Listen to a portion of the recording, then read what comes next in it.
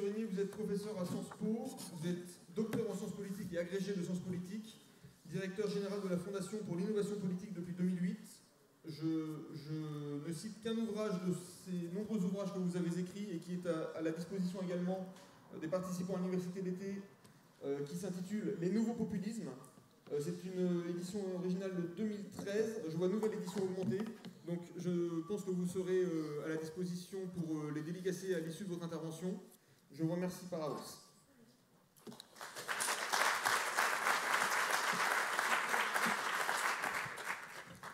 Merci. Merci, chère Ludovine de la Rochère, de votre invitation, que j'ai accepté bien volontiers à parler aujourd'hui devant vous. Vous le savez, je serai un peu l'hérétique en votre Église. La question que je me propose d'aborder avec vous est donc: que nous dit le macronisme sur l'état de la politique? Je n'ai pas l'intention de vous infliger un commentaire sur l'impopularité ou la popularité du président et de ses concurrents, non plus qu'un commentaire des réformes engagées, ni du 80 km/h sur les routes, que j'approuve comme idée, mais que je désapprouve comme méthode. Je voudrais répondre à la question qui a été posée en l'associant à une interrogation d'actualité ô combien, et qui est la révision de la loi de bioéthique. Je définirai ici le macronisme d'abord comme un événement politique, c'est l'élection de 2017, dont chacun conserve à l'esprit les particularités, déterminées par l'effondrement des partis de gouvernement de droite comme de gauche, j'y reviendrai, et doté d'une méthode résumée par la formule « en même temps », qui est sans doute plus une méthode qu'une doctrine, mais qui exprime, même sous cette forme sommaire, un certain rapport à nos clivages, moins à ce qu'ils étaient qu'à ce qu'ils sont devenus. En même temps, comment dire, au fond, que des compromis sont plus nécessaires à un moment qui les rend plus difficiles et, hélas, je le regrette, moins probables.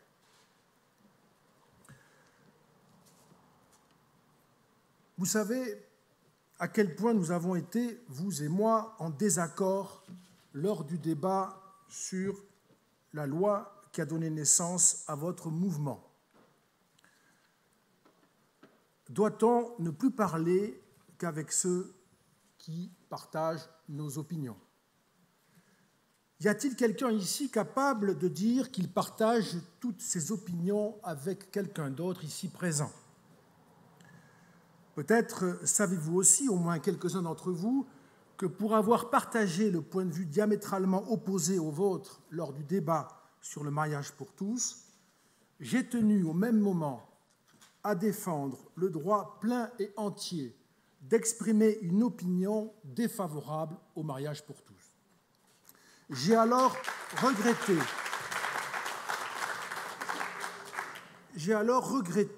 la manière dont votre point de vue, qui n'était pas le mien, a été traité, maltraité, déconsidéré.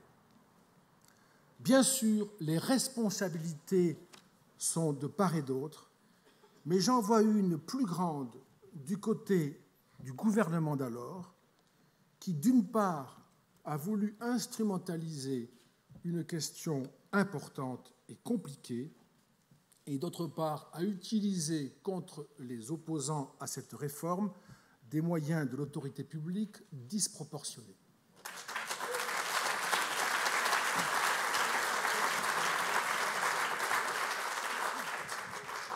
J'ai publié, je le dis pour mémoire, je ne veux pas vous lasser avec ces références, mais ça compte ici, j'ai publié dans le Figaro du 13 juillet 2013 un article en ce sens, me plaignant et m'inquiétant d'un retour du délit d'opinion. Venir ici, mes amis, m'a été reproché. Cela m'a valu des critiques a priori. Je n'étais pas encore venu, je n'avais pas encore parlé, on me le reprochait. Se rend-on compte de ce qui est en train de se passer dans notre pays? Se rend-on compte de ce qui est en train de nous arriver? Tout se passe comme s'il fallait désormais, avant de s'exprimer, vérifier que l'auditoire annoncé partage toutes vos opinions. C'est plus confortable, c'est plus simple, comme si l'on voulait se rassurer soi-même ou rassurer un auditoire.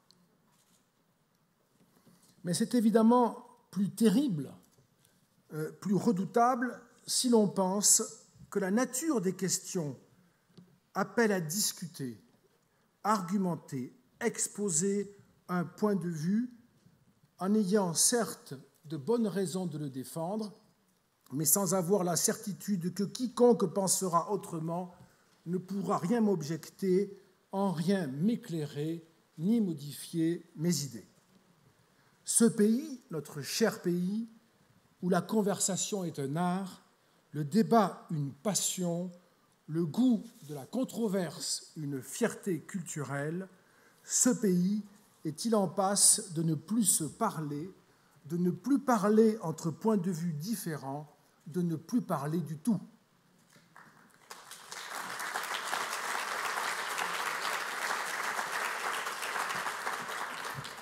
Faut-il se parler à soi-même? Ou parler pour ne rien dire? Ou parler pour dire mais ne rien faire? Dans un monde à propos duquel il y a tant à dire, tant à penser, tant à discuter, où il y a tant à faire. Comme événement, je crois que le macronisme est né d'un effondrement qui est lui-même le résultat de l'étonnant silence des responsables politiques sur un certain nombre de questions cruciales qui ne sont pas apparues depuis quelques mois, ni même depuis un quinquennat, qui sont là depuis un bon quart de siècle, mais à propos desquels tous nos responsables, sans exception, ont tenu un silence parfait. Comment s'étonner de s'effondrer, comment s'étonner de disparaître si sur les grandes questions, on s'applique à ne rien dire? Comment s'étonner que soudainement, par un mécanisme subtil, on finisse par être remercié? Sur quoi sommes-nous en désaccord, par exemple, vous et moi? Est-ce sur l'économie, la fiscalité, le marché du travail? À dire vrai, je ne sais pas. Je ne sais même pas si vous pensez quelque chose collectivement sur ces sujets. Je fais l'hypothèse que non. Je ne vous imagine pas d'accord entre vous sur ces points. Est-ce sur la manière dont on fait de la politique? Est-ce sur une question électorale? Je ne crois pas non plus. Non, les désaccords, les vrais, portent sur des sujets qui engagent une complexité technique et éthique de plus en plus grande, qui touchent les points les plus hauts de la sensibilité, sa partie la plus subtile, l'humain domaine des convictions, des craintes, des espoirs, ce monde où l'ampleur des interrogations est telle qu'elle devrait conduire à douter, à hésiter, à tout examiner avec soin, à s'avancer avec prudence et modestie. Vous voyez bien que pour arriver à ce degré d'intensité, il ne s'agit pas de parler de la limitation de la vitesse autorisée sur nos chères routes départementales. quelle est la nature des questions qui se posent à nous, des questions bioéthiques. Elle se singularise, je crois, radicalement par rapport à toute autre question politique. On peut établir une série simple de critères qui peut-être aident à mettre en lumière cette singularité. Ce sont des questions qui engagent immédiatement nos convictions les plus profondes, dans un premier mouvement qui peut-être n'est pas le bon, mais qui ne manque pas d'avoir lieu. Ce sont des questions qui impliquent et de plus en plus une complexité technique, scientifique et, par voie de conséquence, éthique. Ce sont aussi des questions qui appellent des décisions. Et en cette matière, et c'est une grande différence, il n'est pas sûr que ces décisions soient réversibles. Les questions qui relèvent de la bioéthique, celles qui impliquent une décision publique, qui engage la définition d'une politique du vivant, d'une politique de la vie, sont peu ou prou des décisions qui enferment le futur dans les choix du présent, plus que n'importe quel autre type de décision. Il est plus facile de revenir sur une politique en matière d'organisation de marché du travail, une politique fiscale ou même éducative, que de revenir sur une politique touchant à la conception de la vie. L'accord, le compromis est donc doublement nécessaire en matière de politique de la vie. D'une part, parce que l'accord est préférable en principe dans une société ordonnée selon les valeurs de la liberté et du pluralisme des points de vue, ce qui implique d'être respectueux des points de vue différents, voire opposés. Ensuite, parce que certaines décisions, et celle-là, je l'ai dit, n'étant pas en réalité réversibles, la victoire ou la défaite n'est pas la même. On peut perdre, puis gagner une élection et perdre à nouveau ensuite, mais par contre, on ne défait pas, ça c'est la réalité, c'est la vérité, ce qui a été fait en matière de politique de la vie. Ça n'est pas vrai. Les questions touchant, vous pouvez penser que c'est faux, hein, c'est possible.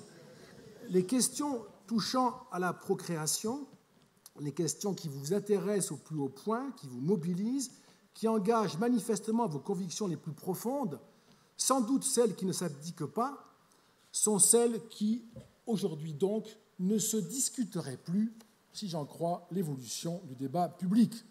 Suivez mon argument.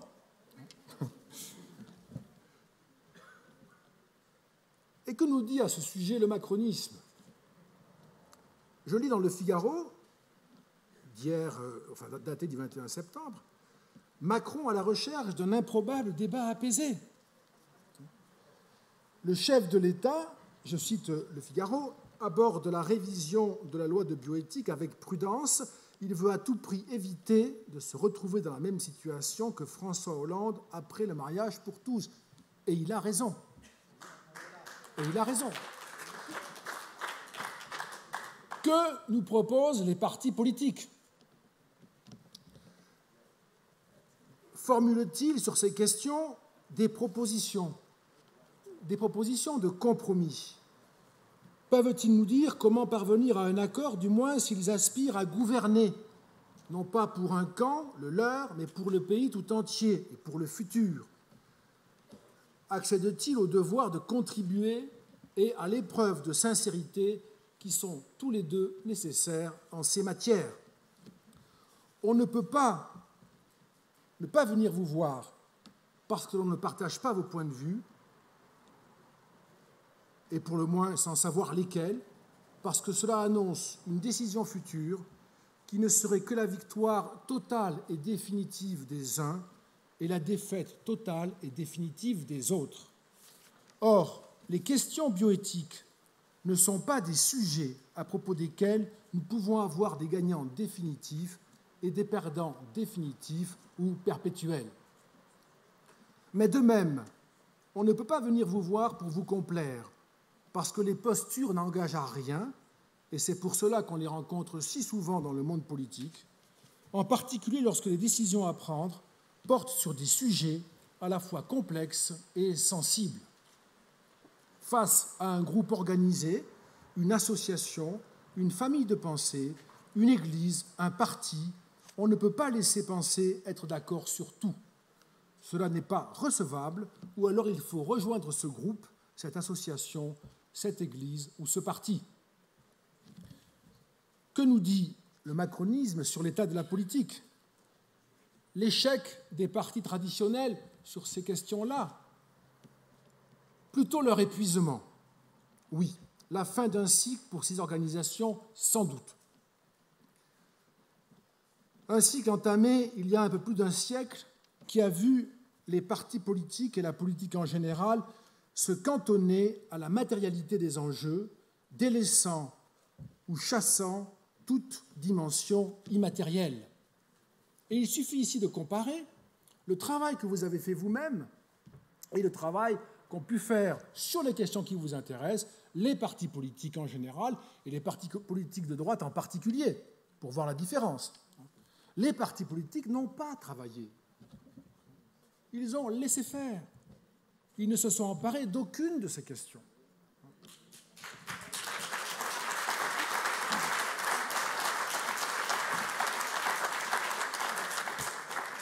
Et ce fut pendant un siècle le triomphe d'une pensée technocratique et managériale, appliquée à organiser la vie pratique, la production et la circulation des richesses avec une habileté et une compétence que rendaient possible ou que facilitaient la vigueur, la vitalité de la société française.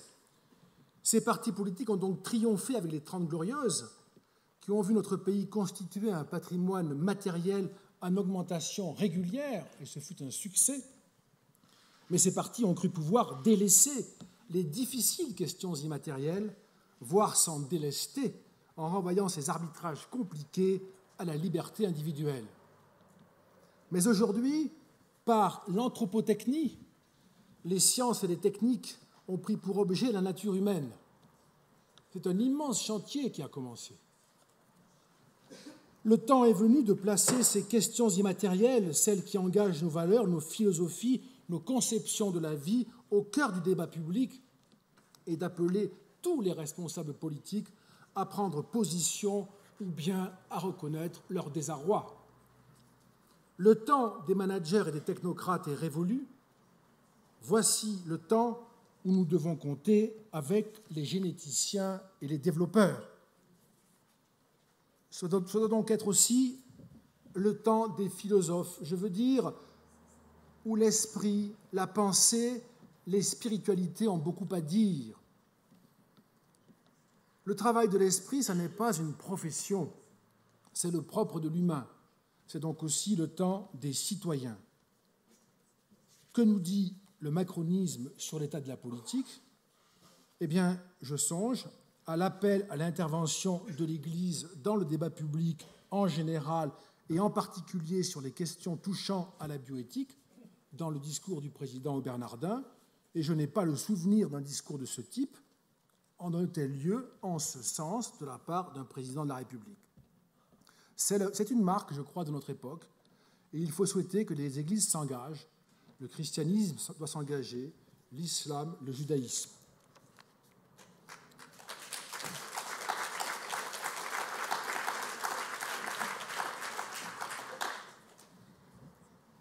Nous sommes devant un monde plein de promesses.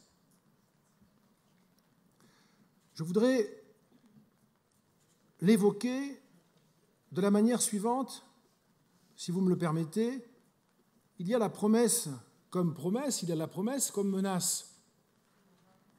Il y a la promesse comme progrès, il y a la promesse comme tyrannie. Et c'est pour ça que c'est compliqué. Et qu'on ne peut pas dire oui ou non entièrement, simplement, d'un coup d'un seul.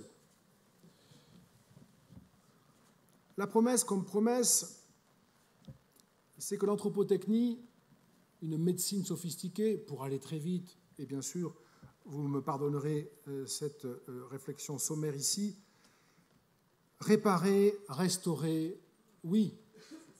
L'humain blessé, l'humain malade, oui. Augmenter, améliorer, c'est autre chose. Nous savons cela. Mais la différence n'est pas toujours facile à faire. En 1850, l'espérance de vie en Europe était de 30 ans. Nous avons augmenté de 40 ans depuis, à peu près. C'est une augmentation considérable. C'est à coup sûr un progrès. La promesse, évidemment, peut devenir une menace si, par la capacité de l'anthropotechnie, on voit émerger un nouvel eugénisme. Et c'est peut-être le cas, déjà. Si, par l'anthropotechnie, on s'engage sur la voie de la programmation génétique, et on essaye de s'y engager. Ce que l'on appelle aussi le children design, que vous connaissez sans doute. On voudrait designer les enfants que l'on voudrait avoir, leur attribuer des caractéristiques qui sont celles de la réussite dans la société, ou supposait-elle, bien sûr. Et on entrevoit d'ailleurs de possibles procès d'enfants designés contre des parents qui auraient ainsi prédéterminé leur futur, une sorte de procès en aliénation, ou bien inversement, le procès d'enfants qui se retournerait contre des parents ne les ayant pas designés, au motif que la possibilité existant, ils auraient dû le faire pour aider l'enfant à réussir dans la vie. Ces questions se posent aujourd'hui, y compris dans le monde du droit et de l'assurance. La promesse peut être un progrès, bien sûr, s'il s'agit de réparer, je l'ai dit, s'il s'agit de soigner, s'il s'agit de réduire la malchance qui vient, mais c'est aussi une menace de tyrannie si l'on pense à la puissance contenue dans la technique, la réification, la matérialisation du corps, la technicisation du corps, l'apparition d'une nature dénaturée, la surnaturation d'un corps œuvré et dopé, où la vieillesse est une maladie. C'est aussi une menace de tyrannie, et c'est un sujet très important, si l'on songe à la politique de puissance qui peut s'alimenter de cette anthropotechnie, et vous le savez, entre les États, il y a, entre quelques États, une compétition déjà furieuse qui s'est engagée, et même s'il est difficile de savoir qui fait quoi en la matière, il est certain, ça a été dit publiquement, ça a été dit par des chefs d'État y compris, il est certain qu'il y a là une ressource pour la puissance politique de demain. Et donc la question que je voudrais poser ici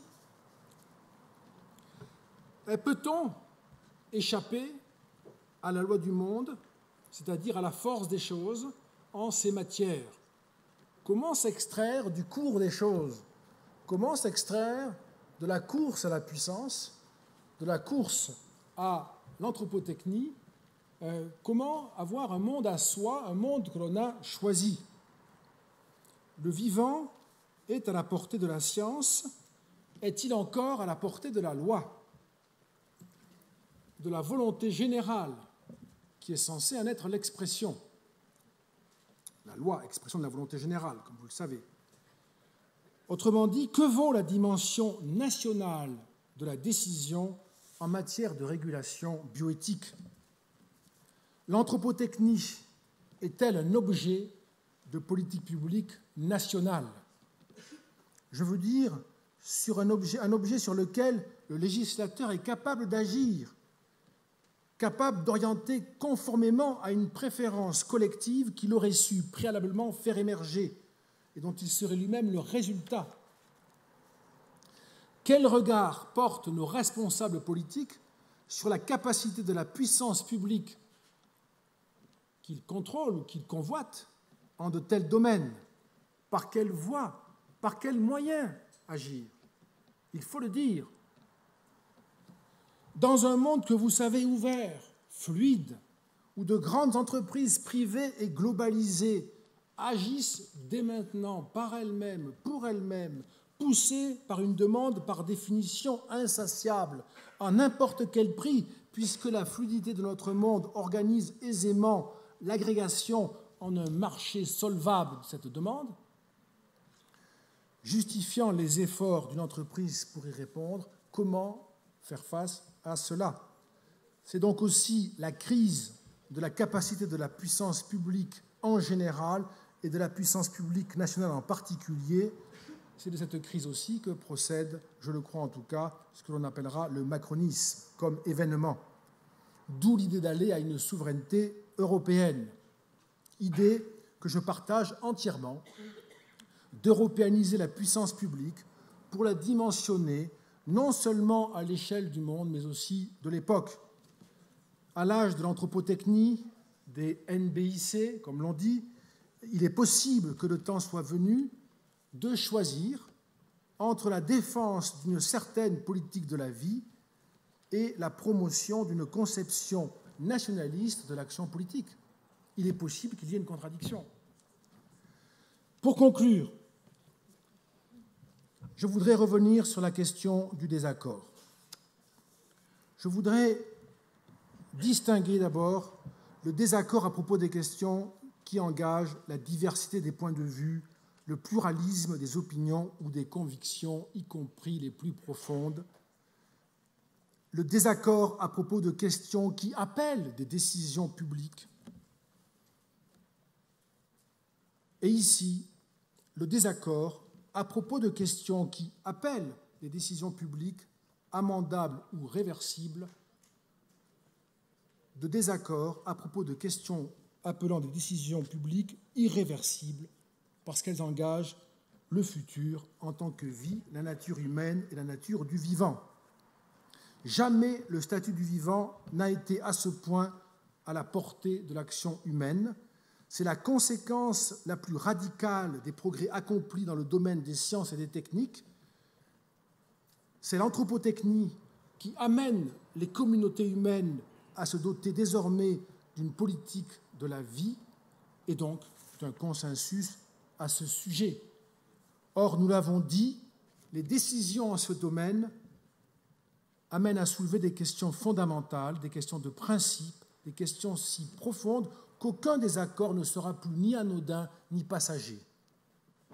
Les désaccords qui subsisteraient finiraient par conduire les uns et les autres à se regarder comme étrangers les uns aux autres, laissant chacun sans aucune communauté d'appartenance autre que celle de ses propres principes, laissant chacun capable de cohabiter, mais certainement pas capable d'exister ensemble. L'évolution du débat public en France est préoccupante. Et je voudrais terminer vraiment par ces mots. Nous en sommes presque à ne plus pouvoir échanger qu'avec ceux qui partagent notre point de vue. Nous allons peu à peu perdre l'habitude d'écouter un point de vue différent, voire un point de vue opposé. Nous finirons par trouver exaspérant le point de vue de l'autre point de vue. Nous n'en sommes pas loin. La prochaine étape sera redoutable. Elle amènera à un point de vue particulier, devenu majoritaire, à dénier le droit de s'exprimer à l'autre point de vue parce que minoritaire. Soyons tous vigilants. C'est la raison pour laquelle j'ai accepté de vous rejoindre ici, aujourd'hui, à l'aimable invitation de Ludovine de la Rochère, que je remercie encore beaucoup. Merci beaucoup.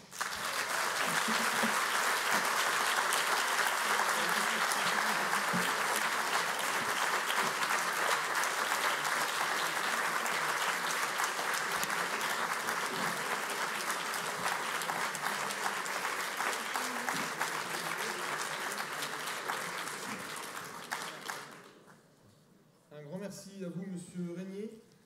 Comme vous l'avez introduit et conclu également, effectivement, vous aviez peut-être en arrivant le sentiment de ne pas être dans votre église.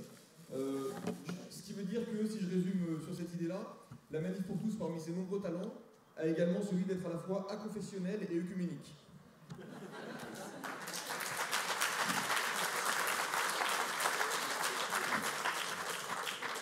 Vous avez insisté sur la liberté d'opinion et la nécessité de dialoguer avec les personnes avec lesquelles on n'est pas d'accord sur tout ou sur certains sujets. C'est évidemment ce qui nous fait vivre aussi depuis 2012. C'est parfois difficile parce qu'on a eu, dans certains cas, l'impression de ne pas avoir en face des gens qui voulaient dialoguer, mais en ce qui nous concerne tous ici, C'est quelque chose qui nous fait vivre au quotidien et qu'on continuera.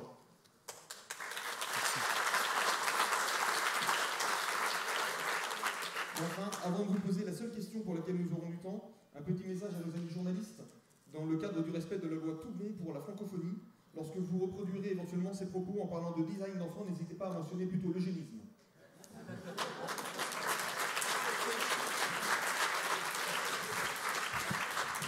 Je ne sais pas si c'est pareil en fait. Pardon ? Je ne sais pas si c'est la même chose, je ne crois pas. Techniquement, je ne crois pas. Je ne dirais pas ça, mais je comprends votre remarque. On va pas. La seule question pour laquelle nous aurons un court moment est intéressante en ceci. Pensez-vous que la Manif pour tous puisse être le versant conservateur de mai 68 ? Ah, c'est comme pour Yvan, vous posez des questions très simples, en précisant qu'il vous reste 1 minute. C'est assez retors. Non, c'est une question passionnante. Il y a en tout cas, je me méfie de moi-même, parce que je ne veux pas vous faire perdre de temps et être trop long. Mais il y a en tout cas des signes qui indiquent que, d'une manière générale, avant de le cliver politiquement ou culturellement ou philosophiquement, d'une manière générale, les événements les plus significatifs qui ont eu lieu dans le monde politique depuis à peu près une vingtaine d'années, 10 ans, ça c'est très net, 10 ans, on va dire ça, se sont passés en dehors de la sphère politique organisée et classique, en dehors des partis politiques, qui ont généralement tenté de poursuivre un mouvement qu'ils n'avaient pas initié, dont ils n'étaient pas du tout les auteurs, qui d'ailleurs souvent l'ont fait, tout en montrant qu'ils n'étaient pas d'accord, tout en disant qu'ils étaient pour, etc. Je suis ni pour ni contre, bien au contraire, vous connaissez la formule qui a été vraiment prononcée par un homme politique français honorable, mais là, qui nous avait bien fait rire. Donc c'est un peu, si vous voulez, ce premier élément. Il y a un point commun avec la référence à 68 dans ce sens qu'il y a des mouvements qui viennent de la société elle-même. Mais 68, comme vous le savez, il n'était pas le résultat d'organisations partisanes classiques en tout cas. Je dirais que c'est sans doute un mouvement plus profond, le mouvement que vous représentez, plus profond, avec une assise plus large, plus installé dans le pays, sans doute, que mai 68, qui était quand même un mouvement sociologiquement très étroit et géographiquement très urbain, pour ne pas dire très parisien. Il est évident que votre mouvement va au-delà, ça c'est certain, de même que les pigeons, les tondus, etc., dans un autre domaine, sont des mouvements qui m'ont intéressé pour cette raison-là. Et puis sur le fond, vous construisez un discours qu'on peut qualifier de conservateur. Il faudrait voir ce que l'on met dans cette désignation-là, mais disons conservateur, oui. Je ne sais pas, en revanche, si on peut dire que c'est une espèce de contre-révolution, parce que vous ne parlez pas au même monde du tout, et vous ne parlez pas du tout du même monde. Les questions que j'ai évoquées ici sont des questions qui, sous réserve d'inventaire, mais je ne crois pas me tromper beaucoup en disant cela, on fait appel à la connaissance collective, en mai 68 ne faisait pas du tout partie du champ de la discussion. On était sur autre chose. On parlait bien d'inventer l'homme nouveau, ça c'est sûr, mais ça n'était pas avec la même capacité de persuasion qu'aujourd'hui, où on est véritablement capable de fabriquer cet homme nouveau, ce post-humanisme. Donc c'est un univers tout à fait différent, où la politique est interrogée dans sa capacité la plus fondamentale, permettre à des citoyens librement réunis et organisés de faire prévaloir leur point de vue sur un monde tel qu'il va. Aujourd'hui, c'est la question que vous posez en quelque sorte. Il me semble qu'en mai 68, on aurait répondu oui, c'est évident.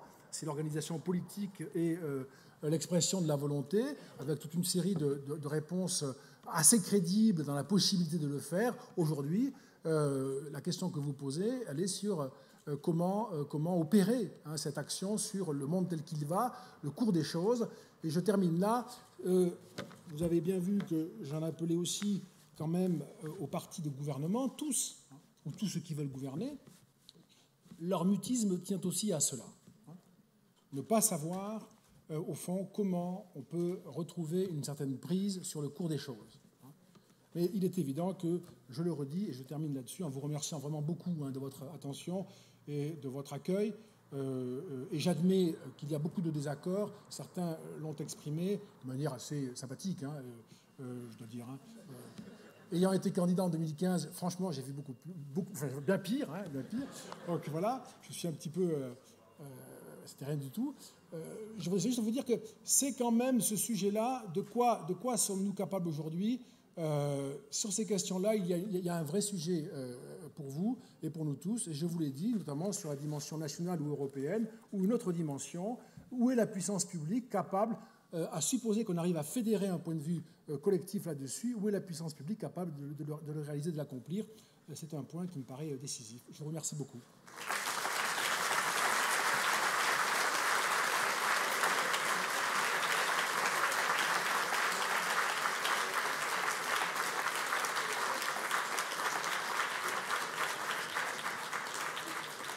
Chers amis, je fais une petite intervention d'un instant totalement imprévue. Ivor Youffoll et Dominique Régnier ont posé les termes du débat, chacun à leur manière.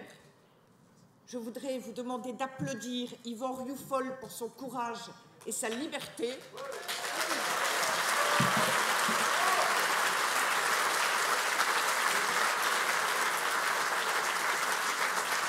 vous demander d'applaudir Dominique Régnier pour son courage et sa liberté.